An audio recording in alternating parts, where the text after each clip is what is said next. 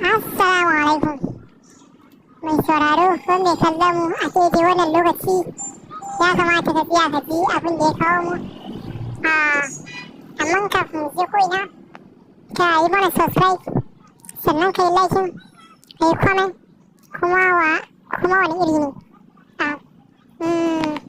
Abin da muke magana kai shine Jarumi Dan Musa na Najeriya kuma fitaccen mawaƙi wanda kowa ya shaida da kuma Ramcharan jarumin kudanci na Indiya wanda kowa ya shaida fitaccen jarumi ne wannan kuma har ila yana fassara fina-finan shi a Najeriya kowa yana gani.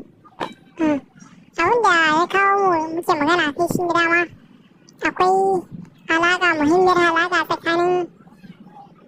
tsakanin jaruman fina-finai na Kannywood da kuma jaruman fina-finai na Nollywood wato India.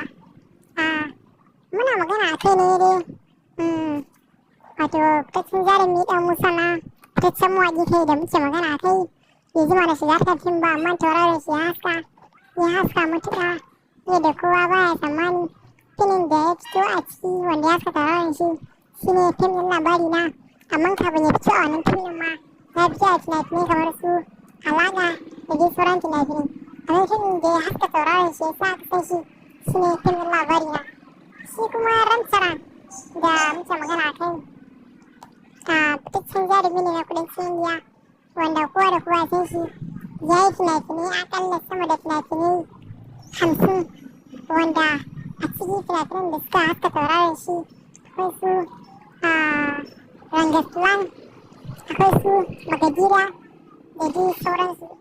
Mun gode, don na mana subscribe ku tuna alamar ƙararrawa.